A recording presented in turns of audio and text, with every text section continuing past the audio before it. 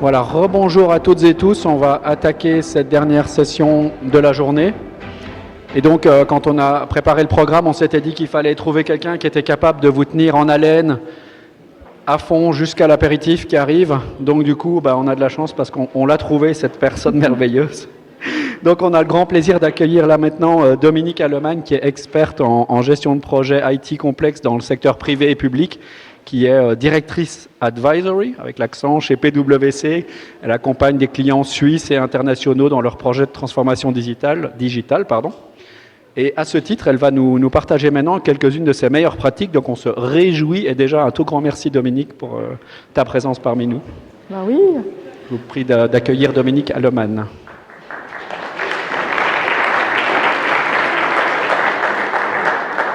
Merci. Donc bienvenue, et puis je suis très contente d'être ici avec vous. J'ai un gros défi, c'est qu'il faut que je parle droit, parce que si je me tourne, c'est pas bien, donc ça va être un peu rigide, mais j'espère que je vais vous tenir en haleine avec la partie donc de mon expérience par rapport à des grands projets ERP. Ça peut aussi être de la digitalisation, et effectivement je dirais ces 15 dernières années, je me suis spécialisée dans tout ce qui est SAP. Donc je vais essayer de ne pas trop parler des SAP, mais quand même un petit peu, parce que c'est quand même le sujet de mon expérience. Donc tout d'abord, un tout petit mot sur PwC. Donc on a une petite firme d'audit et de taxes en Suisse avec 3900 collaborateurs. Moi, je fais partie de la partie consulting. L'équipe SAP en Suisse, c'est la plus grande équipe au niveau advisory. Nous avons 350 consultants qui font du SAP, soit surtout sur des grands projets complexes. On a aussi une équipe qui est connue mondialement pour la gestion de la trésorerie, donc tout ce qui est cash management. Et on a aussi une équipe qui s'occupe aussi beaucoup sur le domaine taxe. J'imagine que c'est un domaine aujourd'hui où vous pensez bien qu'on a un tout petit peu de travail compte tenu de la situation économique et des turbulences que nous vivons. Mon fil rouge aujourd'hui, ce sera juste de vous parler un tout petit peu, de fixer le sujet des ERP et de SAP, et ensuite je vais partager mon expérience avec vous, tout simplement du début jusqu'à la fin d'un de ces grands projets de transformation, suivi par une petite conclusion, bien sûr. Et pour une fois, vous allez pouvoir garder vos téléphones prêts, parce que je vais aussi vous poser quelques questions très compliquées. Ça va être, je suis quelqu'un de connu pour être exigeante, donc vous allez voir, ça va être du niveau. Donc par rapport au contexte, déjà, je vais tout de suite vous demander de dégainer votre outil favori, parce qu'on est dans la digitalisation, et je vais vous poser 4 questions, et on va voir si ça marche, parce que c'est la première fois que j'utilise cet outil.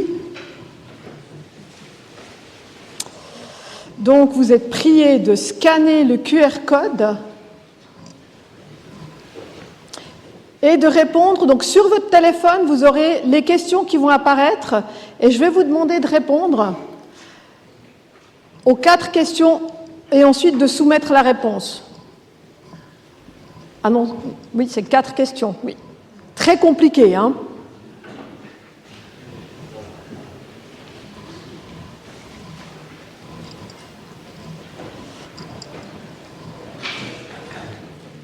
Donc, je vois encore qu'ils dégainent leur téléphone, donc ils n'ont pas encore pu découvrir la complexité de mes questions par rapport à SAP.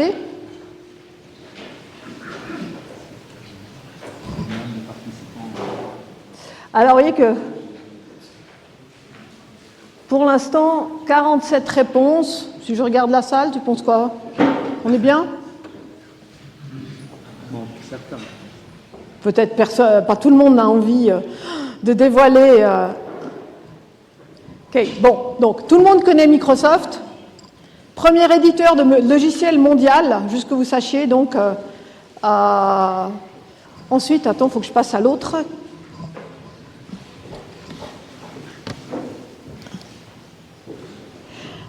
Il y a 12% de personnes qui ne connaissent pas SAP, donc c'est très bien, ils vont apprendre quelque chose, et tous les autres, vous pouvez quitter la salle Non, j'espère que vous allez rester, que je vais quand même vous apprendre quelque chose. Mais donc, vous voyez que le 5e éditeur de logiciels au monde, qui est le seul éditeur européen, tous les autres sont américains ou chinois, qui sont dans les premiers rangs, donc c'est SAP. SAP est une société allemande qui existe depuis 1970 pour votre petite gouvernance. Donc les gens connaissent SAP, merci. Nous avons 30% des personnes qui connaissent SAP mais qui ne l'utilisent pas. Pardon, nous avons... Donc on a beaucoup de gens qui connaissent SAP mais qui ne l'utilisent pas. Donc on n'a que 30% qui ont le plaisir d'utiliser le logiciel dont je vais vous parler. Et alors, ça c'était la question difficile. Il y en a quand même une qui était très difficile. Combien de logiciels pensez-vous édite SAP ? SAP compte, la dernière fois que j'ai eu la liste de logiciels avec les prix, il y avait 900 lignes d'SAP. Mais je dirais qu'il y en a bien plus de 400. Donc moi, je vais vous parler aujourd'hui d'un seul logiciel. Celui qui m'intéresse, c'est le logiciel cœur, qui est l'ERP d'SAP. Et donc, je vais tout de suite juste définir ce que c'est qu'un ERP. Donc c'est un Enterprise Resource Planning. C'est un logiciel qui permet d'utiliser plusieurs fonctionnalités dans les entreprises. Et donc, il ne faut pas mélanger l'ERP avec un CRM ou avec un outil de gestion des ressources humaines qui est HCM. Donc, il y a plusieurs types de logiciels qui existent. Mais là, moi, je vais vraiment vous parler de l'Enterprise Resource Planning d'SAP qui, aujourd'hui, s'appelle S4 ou S4HANA. Et pourquoi il s'appelle S4 ? Parce que c'est la 4e génération. SAP a commencé en 1970 avec sa première version de logiciel. Ils sont passés à R2, ensuite à R3. Et aujourd'hui, donc, on est à la 4e version du logiciel, à la 4e génération. Et cette 4e génération est une nouvelle génération de logiciels qui est éditée sur une base de données HANA. C'est pour ça qu'on parle souvent de S4HANA ou S4HANA. Ça, c'est le nom complet de l'ERP. Parce qu'il repose en fait sur une base de données HANA, qui est une base de données in-memory, et qui permet en fait de donner la puissance nécessaire à ce qu'on appelle le big data, donc pour pouvoir traiter rapidement toutes les données qu'un logiciel d'ERP a besoin, vu que dans la plupart des entreprises qui utilisent aujourd'hui SAP, c'est utilisé non seulement pour faire la vente, mais pour faire aussi la production, pour faire les achats, pour faire les salaires, pour faire tout ce qui est finance. Donc c'est vraiment un logiciel qui est d'ampleur très large, qui traite beaucoup de données. Et aujourd'hui, pourquoi il y a autant eu de projets au niveau SAP ? Parce que SAP a imposé à ses clients, ceux qui ont la 3e génération, ils leur ont dit « avant 2030, tu dois migrer sur S4. Tu n'as pas le choix. En 2030, ton logiciel R3 que tu utilises aujourd'hui, ou ceux qui ont entendu de SAP ECC6, ben, il est mort technologiquement. C'est comme aujourd'hui, vous savez aussi, vos téléphones, de temps en temps, quand on a un modèle qui devient un peu trop ancien, il y a des choses qui ne vont plus marcher. SAP, il a imposé à tous ses clients de migrer à S4. Donc rien qu'en Suisse romande, juste pour vous donner une idée, il y a plus de 100 entreprises qui utilisent SAP. Vous donnez un petit peu le marché. Et donc, vous voyez, par rapport à l'offre des 400 logiciels, là, je vous en ai mis quelques-uns, d'accord ? Mais on voit que S4HANA est au centre et tous les autres sont autour. Et SAP aussi, aujourd'hui, pousse ses clients à aller vers le cloud. Donc, non seulement il vous dit « Attention, ton logiciel que tu utilises depuis 30 ans, il est mort, mais en plus, tu dois venir dans le cloud. » Donc, tu dois aller dans une nouvelle version, nouveau logiciel, nouvelle architecture, et tu dois aller dans le cloud. Et de ce fait, il y a une pléthore de projets de migration à S4 qui ont eu lieu. J'en ai accompagné certains, j'en accompagne d'autres, et je suis encore aujourd'hui en train de discuter avec des clients qui vont débuter leur migration et qui commencent à sentir une certaine pression, vu que vous allez voir que ce ne sont pas des projets faciles et qui prennent un certain temps et qui demandent une certaine mesure. Par rapport à l'offre des 400 logiciels, Quand vous allez passer à S4, je vous montre juste la dimension de la finance. Donc, si vous prenez juste le cœur standard de SAP, c'est la partie orange du bas. Ça, c'est ce que vous recevez si vous dites « Ok, je prends juste SAP en standard ». Mais maintenant, si par exemple, vous avez beaucoup de biens immobiliers, ben peut-être vous allez vous dire « Ah bah tiens, je vais peut-être améliorer ma planification financière de mes biens immobiliers ». Donc, vous allez prendre en plus de votre modèle de base, vous allez prendre la partie real estate qui fait l'immobilier. Ou vous allez vous dire « Tiens, moi j'ai des enjeux de trésorerie ». Donc, vous allez prendre la partie Treasury Management. Ou, par exemple, vous vous dites, ah bah tiens, chez moi, le budget, c'est vraiment un truc qui est compliqué. Et vous allez vous dire, je vais prendre dans la partie du haut, donc là où vous voyez qu'il y a à peu près une vingtaine de logiciels encore complémentaires à la base, au socle. Vous allez vous dire, ah bah tiens, je vais peut-être prendre la partie SAC ou SAC qui permet de faire la partie budgeting et planification financière. Ou, par exemple, si vous faites beaucoup d'imports et d'exports en Suisse par rapport aux produits que vous produisez avec le merveilleux SAP, n'est-ce pas, vous allez prendre SAP GTS, qui est la partie Global Trade, qui permet de traiter tout ce qui est déclaration de douane directement, électroniquement et digital. Donc, vous voyez que le passage de son ancien SAP vers la nouvelle, rien que le domaine finance, vous êtes un petit peu comme devant un immense menu de restaurant. Vous allez vous dire, mais tiens, mais qu'est-ce que je veux vraiment faire? Où est-ce que je veux vraiment aller? Comment je construis mon ERP qui va être valide pour les 20 prochaines années? C'est pas juste, je vais sur S4 et puis tout va bien se passer. Non, non, non, non. Il faut se poser les questions. Comment je peux améliorer? Comment j'aimerais utiliser la puissance des SAP pour mieux soutenir mes processus métiers. Donc ça, c'était juste un petit contexte, que vous compreniez que ce sont des projets de contexte assez large. Et donc, quand on démarre un projet dans la phase d'initialisation, il faut déjà comprendre SAP, quelle position il occupe dans votre petit quartier informatique. D'accord ? Et la plupart du temps, SAP occupe au minimum 30%, je dirais, de la place au niveau, si je prends un service informatique et qu'ils ont SAP, SAP va occuper à peu près 30% du quartier informatique qui va être connecté à d'autres logiciels. Donc ça, c'est quand il est utilisé uniquement pour une entreprise, mais souvent il est utilisé chez nos clients qui sont des multinationales, il va être utilisé dans multi-continents, multi-pays, connectés, interconnectés au groupe pour faire toute la consolidation financière. Donc imaginez-vous bien quand un groupe a environ 40 systèmes SAP, et SAP lui dit « avant 2030, tu dois migrer ». Donc ça nous donne des projets assez intéressants en termes d'envergure et de complexité à accompagner. Donc la première chose, certains clients se disent « mais moi j'en ai marre des SAP, ça fait 30 ans que je l'utilise, c'est cher, c'est compliqué, j'aimerais changer ». Donc j'ai eu le plaisir d'accompagner plusieurs études de ce type-là. Et donc là, à nouveau, on doit se poser la question, oui, mais ce que je vais prendre comme décision, c'est des décisions hyper structurantes. Vous allez modifier vraiment votre méthode de travail. Donc, est-ce que vous voulez vraiment, par exemple, continuer à conserver tout ce que fait l'ERP, ou, par exemple, est-ce que vous souhaitez la partie salaire, c'est quelque chose qui coûte assez cher, pas beaucoup de valeur ajoutée, est-ce que, par exemple, je souhaite l'outsourcer? Donc, vous pouvez aussi vous poser des questions quand vous allez remettre en cause votre ERP. Vous pouvez vous poser la question, mais est-ce que je veux tout continuer comme aujourd'hui, ou est-ce que je prends le moment de réflexion pour me dire, mais est-ce que je veux vraiment continuer à travailler comme ça?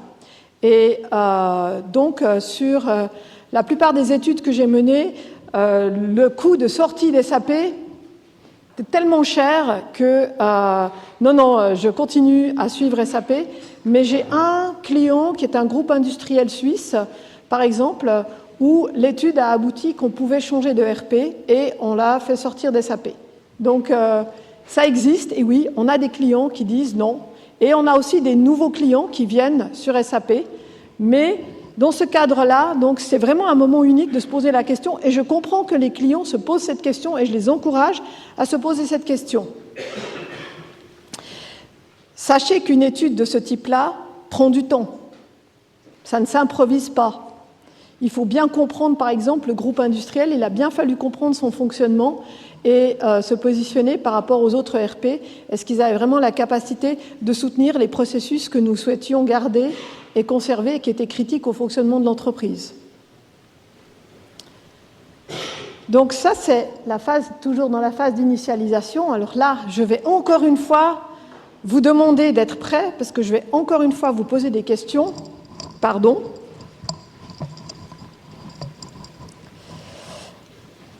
Alors, je change. Je vais aller sur le 2. Ça a changé? Non, pardon. Voilà. Alors, c'est des questions très personnelles que je vais vous poser, n'est-ce pas? J'espère que beaucoup d'entre vous ont déjà... Et là, vous avez 3 questions auxquelles vous devez répondre.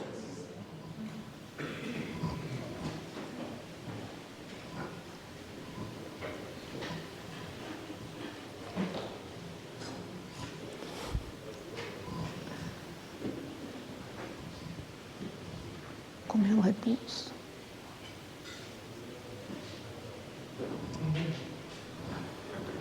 Voilà.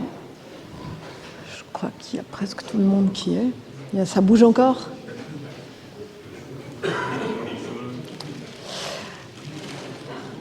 Alors, au déjeuner, j'ai une discussion passionnante avec un des intervenants d'aujourd'hui au sujet de « Est-il possible de mener un projet dans les temps, dans les délais et avec le budget ?» Et j'avais un avis un peu, en tout cas par rapport à mes projets SAP, j'avais un avis quand même que c'est assez compliqué d'arriver dans les temps, dans les délais et dans le budget, surtout quand on est dans une complexité énorme. Mais il me soutenait que oui. Donc je pense que la prochaine fois que je vais commencer un projet, je vais peut-être prendre quelques conseils auprès de cette personne. Donc par rapport à vos réponses, alors je vois que beaucoup de personnes ont fait des travaux de biens immobiliers, des rénovations. Ah, c'est quand même pas mal. Il y a quand même beaucoup, plus de la moitié, le planning a été respecté. Alors, j'ai construit ma maison et le planning a été respecté chez moi aussi. Et je suis curieuse de voir les réponses au niveau des budgets. Waouh! Bon, bah moi, je fais partie des gens qui ont explosé le budget. Des ancrages, ça coûte super cher quand vous construisez une maison, je peux vous dire. Donc ça vous explose dès le début le budget de votre maison et vous ne pouvez rien faire. Donc je vois quand même que vous êtes des meilleurs gestionnaires de projets que moi. Je dirais qu'en moyenne, les projets SAP sur lesquels je suis, donc sur les migrations S4 sur lesquelles je suis intervenue, je dirais qu'il y en a un qui a fini dans les délais en dessous du budget. J'en ai eu un autre qui a fini au-dessus du budget et pas dans les délais. Donc, vous voyez, on a un petit peu tout, mais je dirais quand même que c'est très compliqué et je serais heureuse de savoir votre avis à la fin de la conférence si vous pensez qu'il est possible de terminer dans les délais.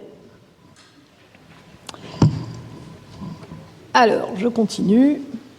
Ça m'amène justement à la question des estimations initiales. Donc vous êtes au début de votre voyage SAP. Comment peut-on estimer ce type de projet? Et là, je dirais que pour moi, c'est quand même compliqué, étant donné que rien que vous avez vu, rien que sur le domaine finance, quand on est dans la phase d'initialisation, qu'on n'a encore pas fait tous les travaux de définition détaillée de qu'est-ce qu'on veut faire dans la finance, comment est-ce que je peux vraiment dire quelle est l'ampleur des travaux finance? Ensuite, aussi souvent, quand on est dans ce type de projet, on va profiter de digitaliser. Donc, par exemple, digitaliser le processus de gestion budgétaire, où on veut digitaliser les factures, on veut améliorer un certain nombre de processus. On aimerait peut-être innover aussi. Donc, tout au début du projet, difficile de viser juste. À la fin de la phase de planification, là, je viserai plus juste. Mais tout au début, difficile. Après, on me demande souvent, oui, mais Dominique, tu dois me faire une étude sur les bénéfices. Alors là, j'ai un peu de peine à parler de bénéfices. Parce que, vous voyez, par exemple, on parle de digitaliser. Si je digitalise un processus budgétaire, je vous donne un exemple concret sur lequel j'ai travaillé, 100 services qui doivent faire une fois par année un budget. Donc, comment ils le font? Ils font sur Excel, ils font leur version du budget, ils prennent l'année précédente, ils bricolent un peu, ils me donnent le budget, je centralise tout, je vérifie tout, et ensuite je saisis tout ça au niveau central, finance, on va saisir ça dans SAP.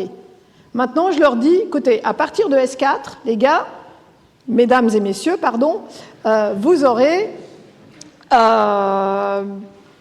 une nouvelle interface dans laquelle vous allez voir le budget des années précédentes et vous pourrez, avec cet outil miracle, reprendre le budget de l'année prochaine. Vous pourrez automatiquement calculer une augmentation de 20% linéaire ou non. Vous aurez plein d'options et en plus vous aurez des alertes parce que si vous n'avez pas fait le budget dans le délai, c'est plus moi qui vais vous téléphoner, mais c'est l'outil lui-même miraculeusement qui va vous rappeler comme quoi vous allez devoir faire le budget. Jusqu'à ce qu'on ait les vrais bénéfices, je dois faire au moins 3 processus budgétaires. Le premier processus budgétaire, je peux vous garantir qu'il va se passer, mais ce sera difficile. Ou qu'est-ce qu'ils vont faire? Ils vont reprendre leur Excel, puis heureusement, ils peuvent copier-coller, et ils vont coller leur Excel dans mon outil, mais c'est peut-être pas l'idée. Donc, je suis un peu sceptique quand on me demande des bénéfices. De la même manière, quand j'ai changé de voiture, je suis passée à une voiture électrique, franchement, bénéfice, ok, je mets plus de temps à la charger, et je dois la charger plus souvent, et mon côté écolo, il est content par contre. Mais franchement, en termes de bénéfices, j'en ai pas vu beaucoup direct. Donc je préfère souvent essayer de donner d'autres indicateurs en disant, écoutez, votre ERP, il est indispensable au fonctionnement de l'entreprise. Qu'est-ce que vous faites quand ça ne marche pas? Vous faites quoi? Ça vous coûte combien une journée sans ERP? Est-ce que vous pouvez vous passer de l'ERP? Et votre projet, c'est une rénovation nécessaire. Vous êtes obligé de rénover de temps en temps. Donc, arrêtons de parler de bénéfices. C'est un outil d'entreprise. Ce n'est pas un outil informatique. L'informatique, on n'est pas un coût, on est un contributeur majeur au fonctionnement de l'entreprise. Donc, finalement, j'ai réussi à convaincre ma hiérarchie comme quoi, oui, ça va être complexe, ça va coûter cher. Alors, laissez-moi faire la phase de planification et à la fin de la phase de planification, je pourrai vous dire plus précisément quels sont les coûts de mon projet. Alors, phase de planification, il faut définir le périmètre. Donc, je ne vais pas vous faire toute la totale, mais vous avez bien compris que le périmètre pour un ERP, décider quand ça fait 20 ans que vous avez des personnes qui sont des key users, qui sont devenus experts dans leur domaine, qui ont monté des complications extrêmes, ils vous diront « Ah ouais, mais moi, je ne peux pas utiliser le standard, ça ne marche pas. » Il y a juste quelques millions d'utilisateurs tous les jours qui utilisent SAP, mais ce que toi, tu fais dans ton domaine, c'est super compliqué et c'est super adapté à l'entreprise. Tous les autres, ils ont tort. Donc là, on a des petits débats assez intéressants avec les utilisateurs pour définir le périmètre fonctionnel. Et en même temps, on doit prendre en compte des contraintes légales. On doit se positionner, est-ce qu'on peut aller sur le cloud ou pas? Est-ce qu'il doit être hébergé ou pas? Et c'est là où vous allez commencer à utiliser le jargon SAP, parce que SAP, on adore ne pas être comme les autres, hein. Donc, on a notre petit jargon, on a notre méthodologie de gestion de projet. Donc, si vous êtes Hermès, non, il faut faire du SAP Activate et il faut passer au terme des phases SAP Activate. Je vois mon ami François qui rigole parce qu'on a travaillé ensemble sur des projets SAP. Donc, oui. Et ensuite, vous avez tout plein de questions que vous devez vous poser parce que vous allez passer sur un nouvel ERP. Alors, je passe comment? Du jour au lendemain, je coupe tout et je vais sur le nouveau. Est-ce que je mets tout de suite toutes les nouveautés ou est-ce que je mets les nouveautés un petit peu plus tard?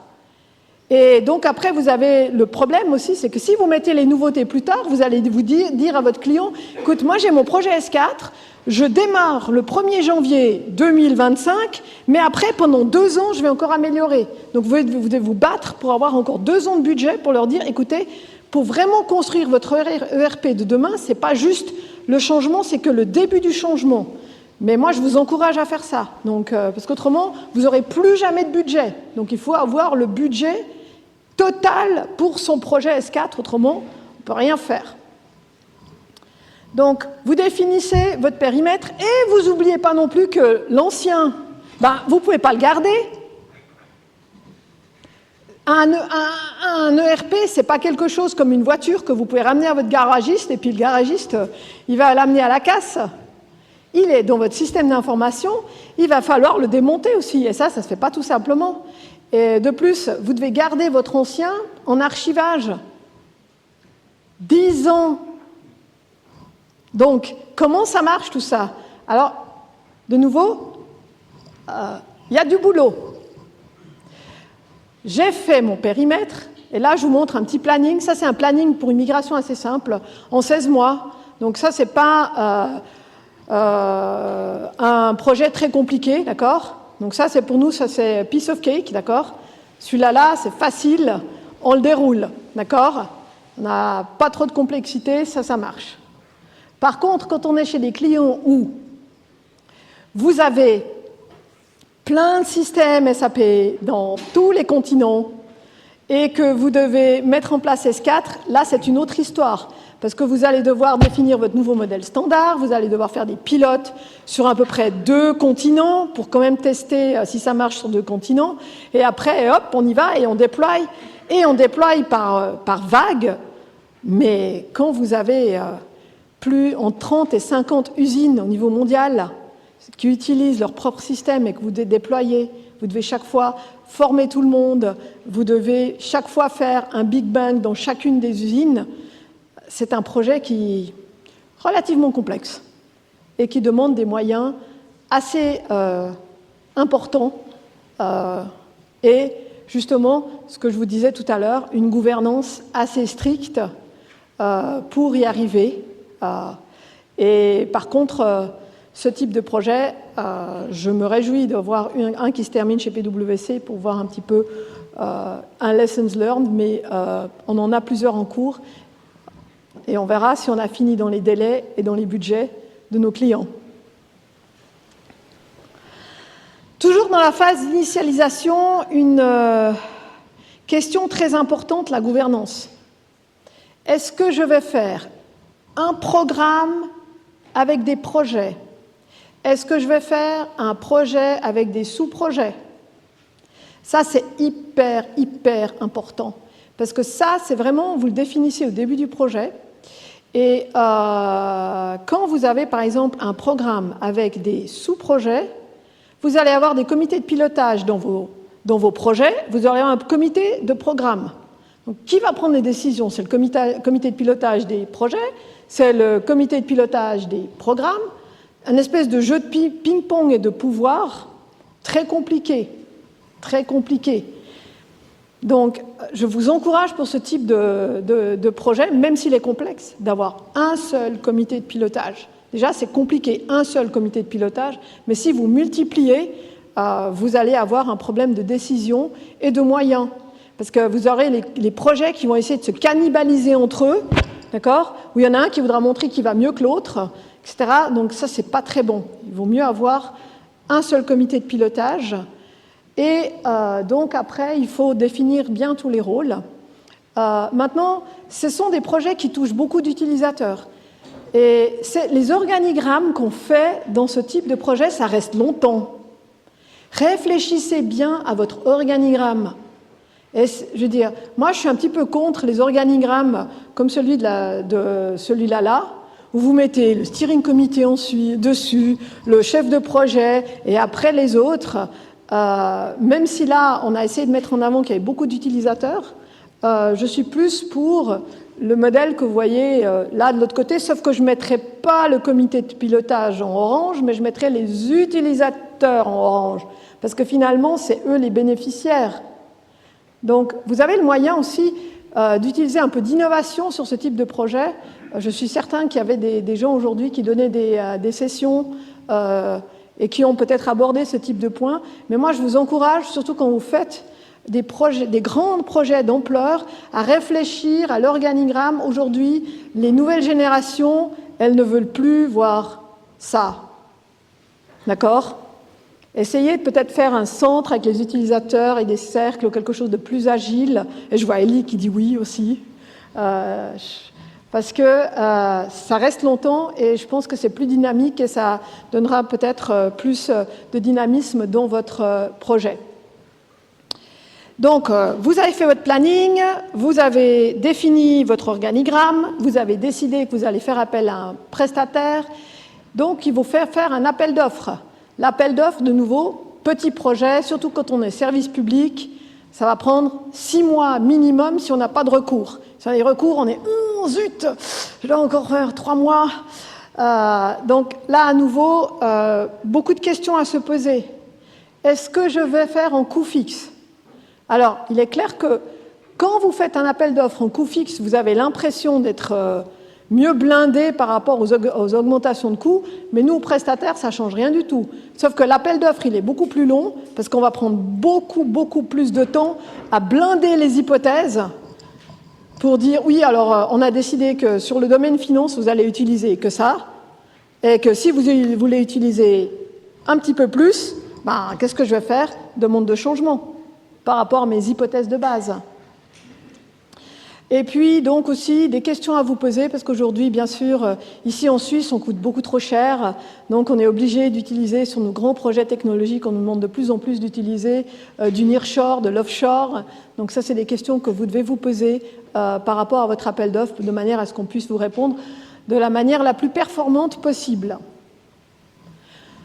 Vous avez fait votre appel d'offres, vous avez choisi votre prestataire, donc il est temps d'attaquer la phase la plus complexe du projet.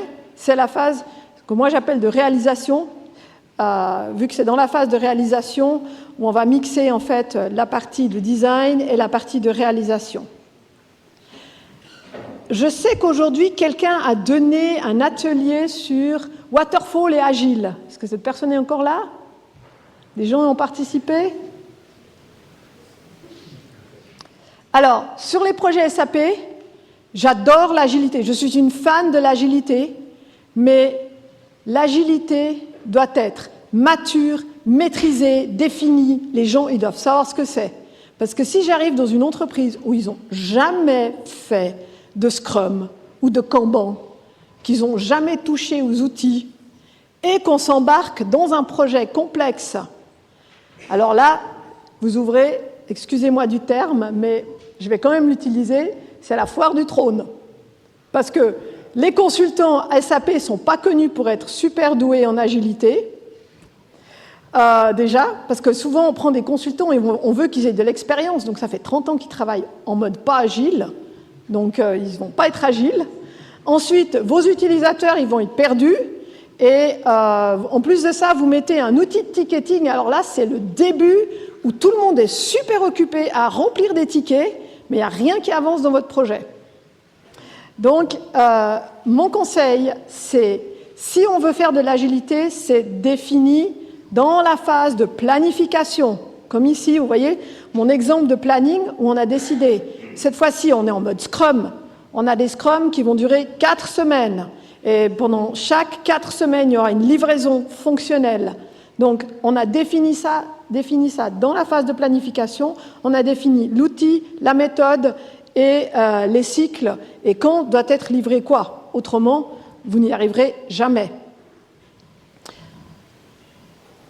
Et donc, vous voyez aussi qu'il y a certaines phases où on dit qu'on est waterfall, et la même chose pour le déploiement. Quand on va démarrer le nouveau ERP, on ne peut être que waterfall, on ne peut pas être agile.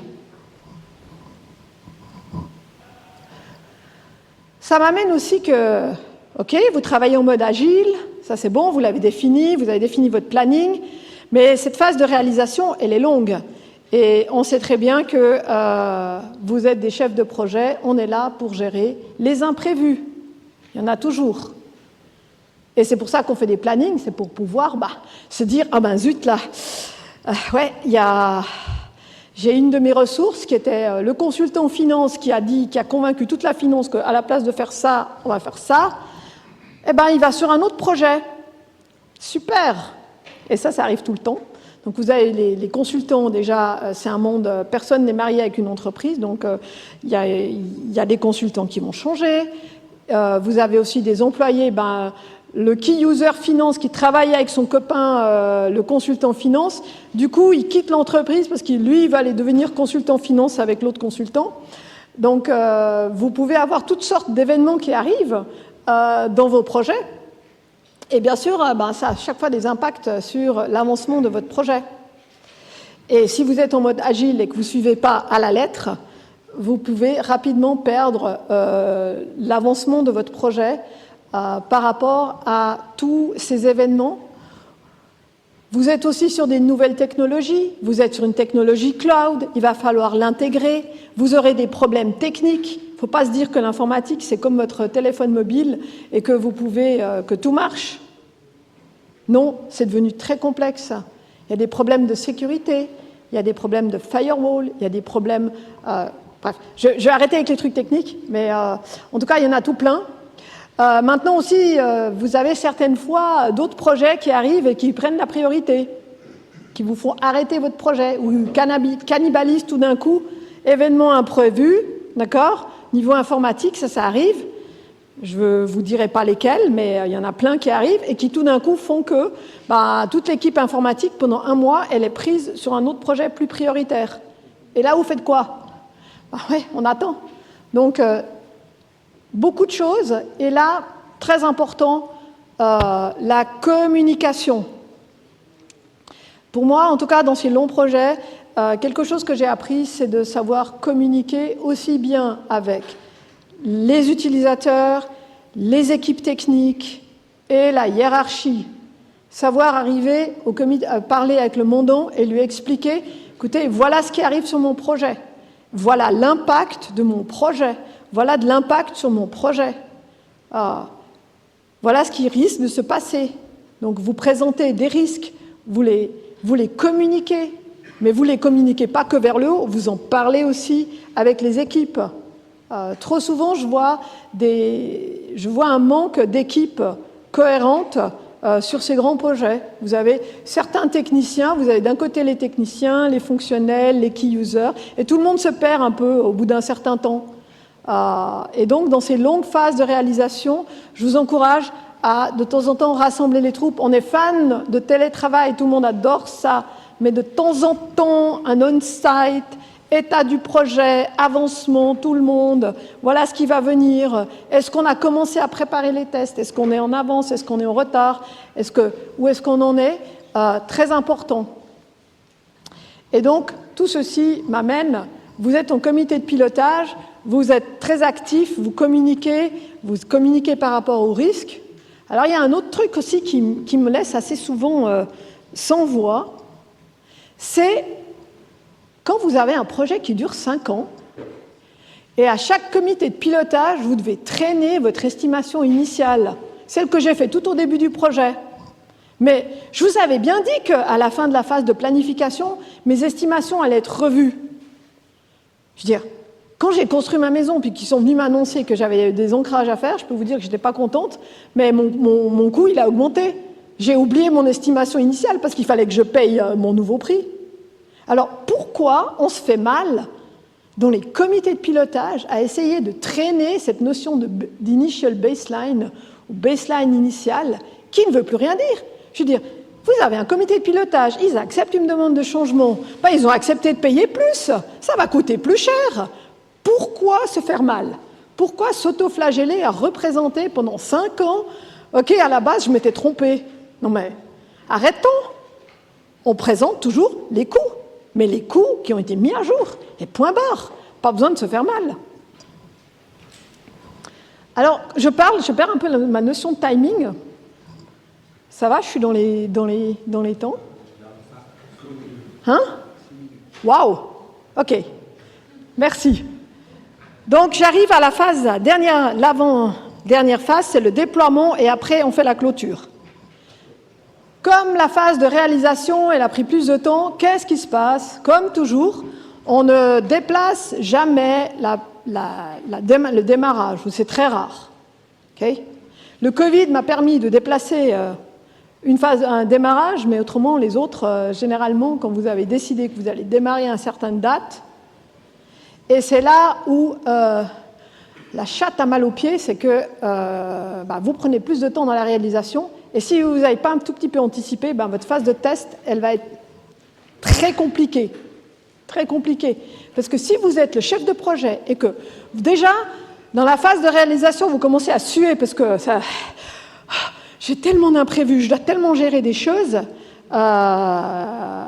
et que ensuite, en même temps, pendant que vous êtes en train de faire la phase de réalisation, vous devez préparer la phase de test, et quand la phase de test commence, vous devez préparer le cut-over, vous allez vous retrouver vraiment dans des cas de burn-out que je ne souhaite à personne, parce que malheureusement, dans ma vie de consultante, j'ai vu des burn-out sur des projets, et ça, vraiment, je le souhaite à personne. Et donc, dans ce cas-là, ma recette miracle, c'est quand même de prévoir dès le début du projet un test manager. Je fais un petit clin d'œil à quelques-uns. Qui va soulager le chef de projet, parce que le chef de projet, il va être à fond dans son realize. Vous avez le test manager qui gère les tests, et puis si la phase de test a fait ça, et le test de manager, il va être là pour gérer ça. Et ça va être sa responsabilité de courir après les utilisateurs, parce que là aussi, dans la phase de test, souvent ce qui arrive, c'est que les utilisateurs, ils commencent à un petit peu être fatigués d'entendre DES4, et puis on a pris du retard, puis c'est compliqué, et puis ils ne sont pas très motivés pour venir pour les tests. Et là, vous avez de nouveau besoin de soutien de votre comité de pilotage, de votre mandant, pour forcer les utilisateurs à venir au test. Parce que s'ils ne viennent pas, déjà vous êtes en retard, vous n'avez plus de temps, puis les gens ils ne viennent pas, donc ça c'est pas bien. Il faut trouver vraiment des moyens pour que vous puissiez faire correctement vos tests. Et donc, on a fait les tests, on prépare le démarrage. À nouveau, le démarrage c'est quelque chose de très technique, vraiment technique. On prépare à peu près, pendant 6 mois, on va préparer la séquence du démarrage. Comment j'arrête l'ancien et je démarre le nouveau. Ce n'est pas une improvisation. On a des week-ends, justement pendant que le test manager il court, nous on fait des week-ends où on fait un pré-test. On essaye si ça va marcher, si notre séquence. Parce que quand on va faire le démarrage, on doit encore copier un certain nombre de données de l'ancien système, parce que vous ne pouvez pas les copier avant, parce qu'il est encore live. Donc vous êtes obligé de prévoir suffisamment de temps, et vous êtes là avec le chrono, vous avez prévu que c'était 8 heures, et quand vous êtes à 8 heures, c'est pas fini. Vous êtes à du style, vous savez comme vous faites quand vous réinstallez le PC, vous êtes à 90%, et ça fait 5 minutes que vous êtes à 90%, puis que ça avance plus. Et donc, après 8 heures, vous êtes à 90%, et ça avance plus. Et vous vous dites, oh, voilà. Et quand après vous avez finalement pu migrer vos données, vous allez devoir, on fait une balance comptable dans l'ancien ERP et dans le nouveau, et on regarde si ça marche. Et là, vous avez besoin d'un tout petit peu de présence de quelques personnes assez fortes dans la compagnie qui vont pouvoir dire, ok, si on a une différence, est-ce qu'on y va ou on n'y va pas? Quel est le risque? Donc vous avez besoin de votre directeur financier, directeur des opérations, l'auditeur externe qui va aussi constater que vous avez essayé de faire tout bien, mais que malheureusement, il y a quand même une petite différence. Et vous devez communiquer, bien sûr, à vos milliers d'employés, que lundi matin, c'est plus le vieux système, que ça fait 20 ans qu'ils utilisent, ça va être le nouveau. D'accord? Donc là aussi, il y a une petite préparation. Donc voilà, tout ceci ne s'improvise pas et est complexe. Donc voilà, on est dans 3 minutes, la clôture. D'ailleurs, je vais faire comme tout le monde, la phase de clôture, je ne la fais pas, d'accord? Parce que nous, les consultants externes, nous, on a toujours la belle vie. on est renvoyé, dès que le projet est fini, nous on est renvoyé. Donc je ne fais pas de phase de clôture. C'est le chef de projet du client, s'il a le temps, il va faire sa phase de clôture, il va nettoyer 5 ans de documentation projet, il va faire son petit rapport de leçons apprises pour un projet que je vais refaire dans 20 ans, très utile, et il va aussi, je l'espère pour lui, retrouver un nouveau projet de cette ampleur-là, parce que c'est, comme je vous ai dit, ce type de projet, c'est tous les 20 ans, une fois dans une entreprise. Ce n'est pas quelque chose que vous risquez de refaire. Donc, ce que j'ai tenté de vous dire, c'est que ces projets, ils impactent quand même la majorité de l'entreprise. Ce sont des projets quand même qui coûtent très cher, qui coûtent aussi, comme je vous l'ai dit, malheureusement de temps en temps, des personnes qui en peuvent plus.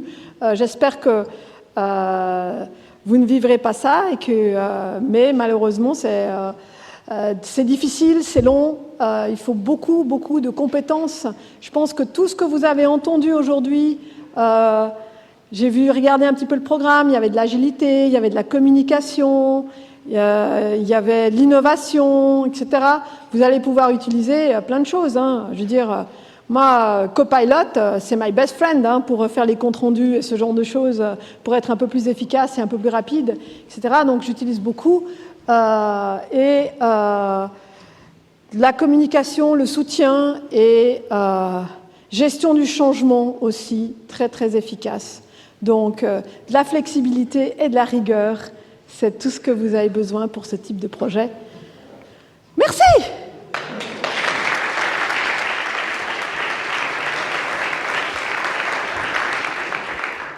Un tout grand merci, Dominique. C'était passionnant. Pour être complètement transparent, parfois, il y a certains acronymes, j'ai dû un peu m'accrocher parce que c'est pas mon domaine, mais après, je me suis raccroché, c'était passionnant, c'était excellent. Un grand merci en tout cas.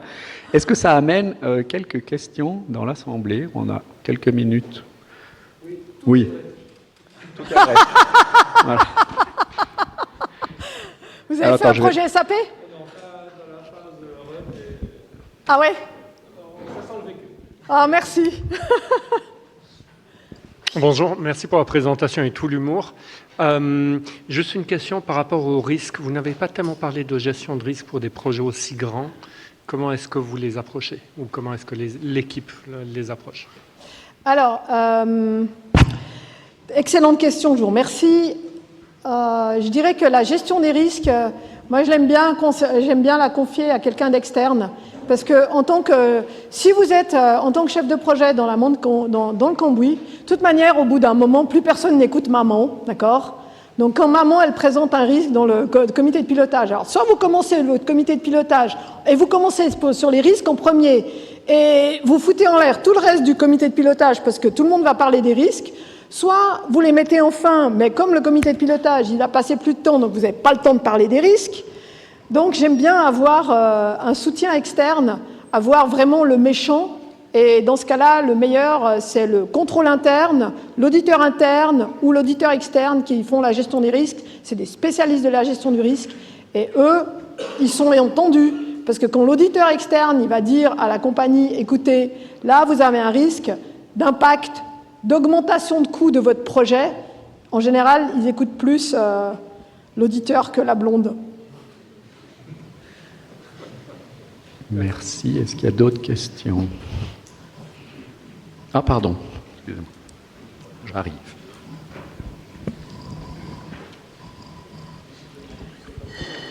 Bonsoir. Merci beaucoup pour cet exposé qui m'a fait revivre mes 2 dernières années en conduite du changement sur un accompagnement de migration SAP S/4HANA.